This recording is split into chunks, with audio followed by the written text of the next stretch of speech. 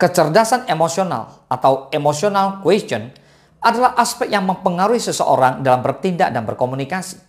EQ sama pentingnya dengan IQ, intellectual quotient, dan secara beriringan menjadi salah satu faktor penentu kesuksesan dalam hidup seseorang. Selain melalui tes, tinggi rendahnya EQ bisa diukur dari cara seseorang merespon sesuatu, termasuk penggunaan kata-kata saat berkomunikasi. Ternyata, ada kata-kata toksik yang tanpa disadari menjadi tanda kecerdasan emosional rendah. Kata-kata apa yang dimaksud? Kata-kata toksik yang menunjukkan kamu memiliki kecerdasan emosi rendah.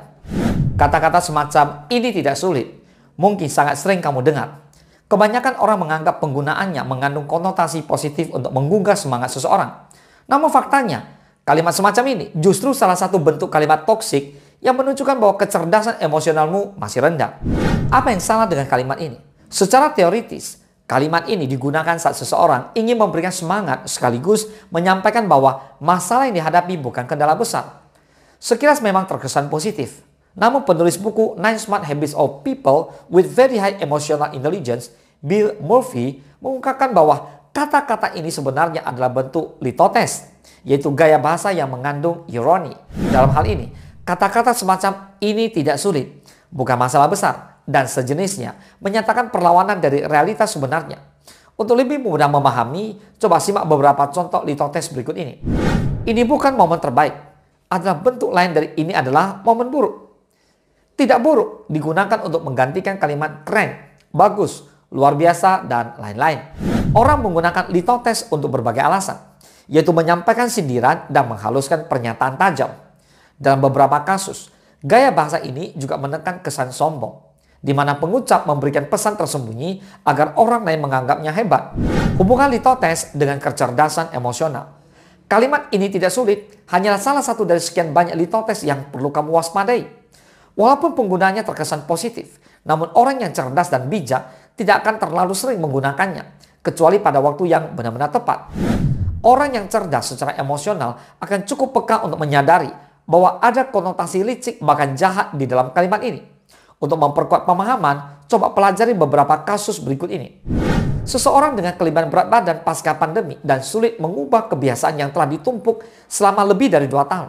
Dia bertemu dengan rekannya yang kemudian memberikan saran. Kurangi makan dan lebih banyak olahraga. Tidak sulit kok. Seorang pebisnis dengan masalah keuangan sedang menghadapi tantangan yang menurutnya besar. Lalu seseorang memberikan saran. Tidak sulit kok. Kemudian memaparkan hal-hal yang sebenarnya sulit dicapai oleh pebisnis tersebut karena alasan tertentu. Kemudian seorang korban kekerasan dengan trauma mengeluh tentang sulitnya menghadapi kencan dengan pria baru. Dan mendapat saran dari rekannya. Tidak sulit kok. Kamu cukup, bla bla bla bla. Kemudian rekan tersebut menyarankan tindakan yang sulit dilakukan oleh korban trauma tersebut. Lihat, pada akhirnya, litotes ini tidak sulit, bukan digunakan untuk memberikan dorongan, namun justru menjadi alat untuk menyombongkan diri.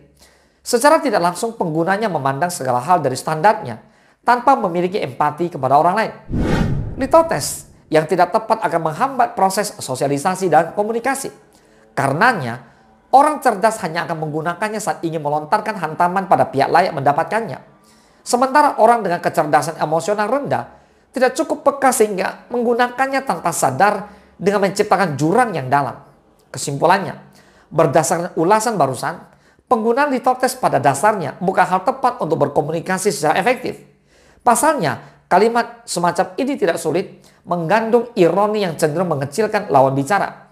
Jika kamu masih menggunakannya saat berbincang dengan rekan, kolega, bahkan klien, sepertinya kamu masih harus meningkatkan kecerdasan emosionalmu lagi. Yuk, mulai berubah dari sekarang.